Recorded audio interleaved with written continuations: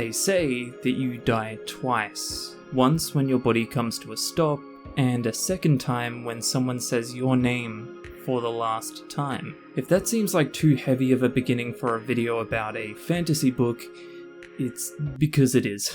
I'm sorry, I promise it will make sense in just a bit. I'm really happy to be finally making a video about the NeverEnding Story, another favourite book from my childhood that played a huge part in my love for fantasy. When I first enjoyed the book and the movie as a snot-nosed kid, my only takeaway was that it was fun, whimsical, and at most, cripplingly devastating. However, looking back on it as an adult, I've started to realize something. This story is terrifying. What at the time were some fun meta moments with admittedly creepy antagonists, I now see as a much more introspective and complex tale. I promise I'm not going out of my way to be deep here or overthink it, but if you hear me out, maybe you too will see what I mean when I say that the NeverEnding Story is an uplifting narrative set around some incredibly dark and explicitly existential motifs.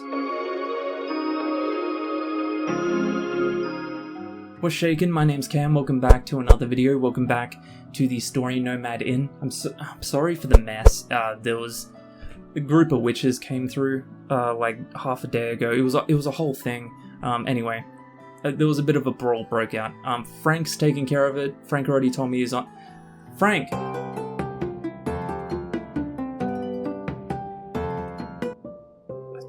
I still don't know what that dude's fucking deal is. Like me, you are probably very familiar with the book The NeverEnding Story, and if you aren't, that's okay. Super cringe on your behalf, but you will still be able to follow along with the video. Although there will be spoilers, so if you're still getting around to watching or reading this 40-year-old story, then there's your warning. I will be using clips from the movie and even referencing it at some points, which YouTube is surely going to love. But ultimately, today I will be talking about the themes in the book that went over my head as a kid and terrify me as an adult.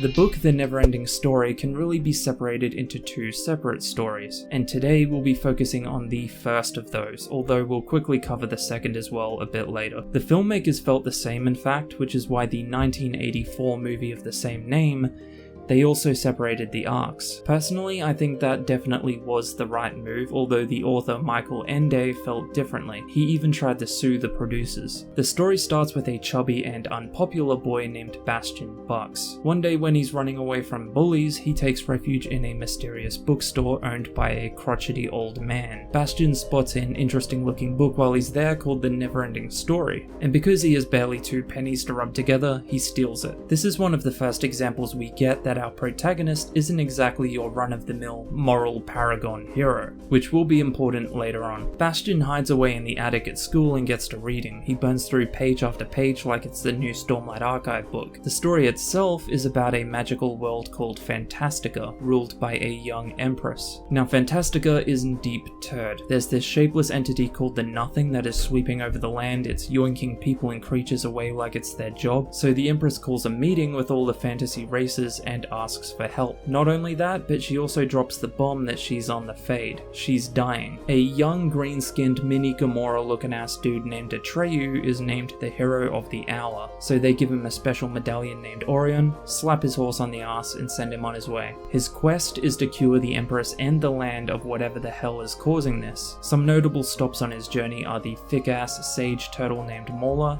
the recruiting of the iconic Luck Dragon Falcor, the Oracle Uyulala, and Atreyu being confronted by a servant of the Nothing called Gamork. At this point, Atreyu has seen the absolute desolation that the Nothing has left in its wake. Gamork even tells Atreyu that some people willingly gave themselves to the Nothing. This is an incredibly bleak moment, especially for a middle grade fantasy. Luckily, Falcor saves Atreyu from Gamork. They get back to the Empress, and it's revealed that their goal all along was to bring a human child to her, so that that child could give her a new name. Who is the human child?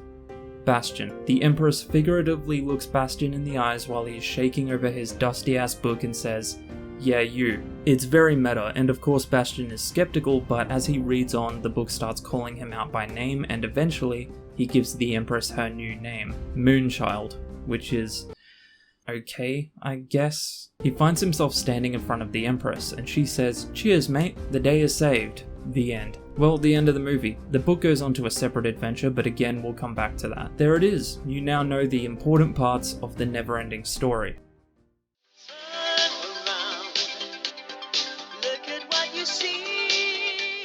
Now that we're up to date, I want to take a closer look at some of the motifs and the themes in this story that, upon closer inspection, are actually pretty horrifying. I'm not upset about that, by the way. I actually kinda love it. I love that we can reread this story so many years later and get a completely different message, even if it does make me feel cold inside. Of course, I would love to hear your thoughts as well. The movie has a much more literal approach to the major villain of the story, the Nothing. Rather than simply leaving cities and forests empty in its trail, the movie version literally leaves nothing. They visualize it as darkness, but realistically it's oblivion. It's not just the absence of light, it's the absence of everything. This entity is traveling across Fantastica, or Fantasia in the movie, and consuming everything. The Nothing is quite literally the most upfront and literal approach to an existential threat in fantasy. What is after death?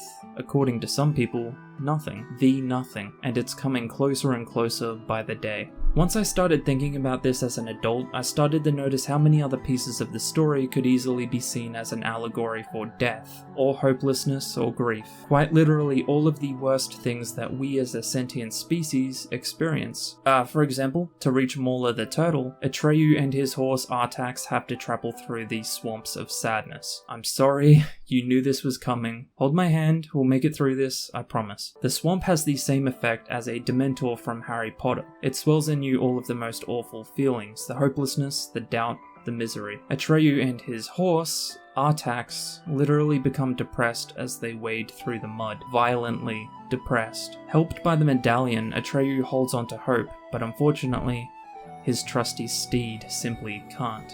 Artax gives in to the misery and is swallowed by the swamp. Rest in peace to the healthy mental state of an entire generation. What we have here is a concept, the idea of quite literally being unable to claw your way out of depression, and ultimately being consumed by it. I think it would be fair to draw a line here between the swamps of sadness and a word that rhymes with blue-a-guide? Blue-a-guide? We don't just see the death of a character after literally drowning in misery, but the effect it left on someone who loved them. This is something that hits a lot closer to home when you're older and likely lost a few people that you love, maybe even to the same thing. But let's talk about Gamork, a large black dog which in a lot of cultures is an omen of death. Atreyu is constantly pursued by this omen, until inevitably they confront each other. Gamork tells Atreyu that some people willingly gave themselves to the Nothing. This too makes me think of Blue-a-Guide.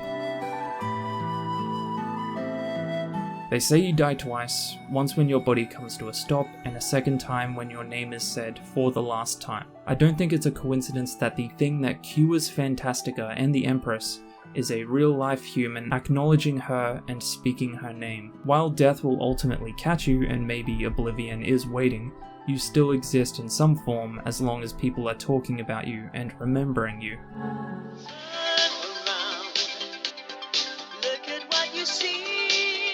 That was all really heavy, I know, but hey, let's not get it twisted. Despite its dark themes, the NeverEnding Story is still an incredibly optimistic and actually pretty heartwarming story. We enjoyed it as kids because we were seeing a fellow reader becoming part of the story, a dream that all of us had. That's fun, and meta storytelling is usually very exciting. We can enjoy this story as adults because of that, because of the fact that even in the most miserable of subject matter, we can find a beautiful story about joy and hope and unity. Now, I did say that we would cover the second portion of the book, and we will. It's often regarded as the most unpopular part of the story, maybe even in some cases a part of the story that ruined it for some people, and that is because of the borderline character assassination of Bastian Bux, the complete unlikability of him in this next part of the story. Bastian now has the medallion, and with it he can make wishes and live out his most wild adventures in Fantastica. As he does though, that side of the boy that stole the book from an old shopkeeper starts to shine through. He gets selfish and cruel. The Empress vanishes, so Bastian takes over, and when Atreyu tries to talk some sense into him, he snaps. With every wish that Bastian makes, he also starts forgetting parts of his real human life, to the point of forgetting his family,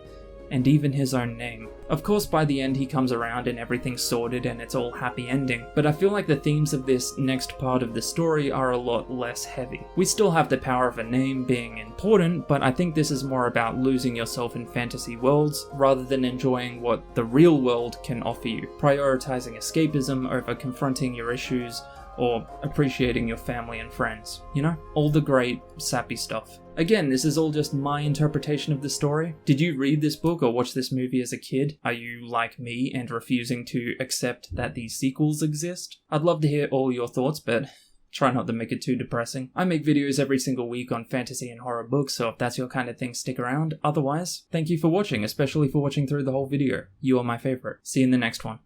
Catch ya.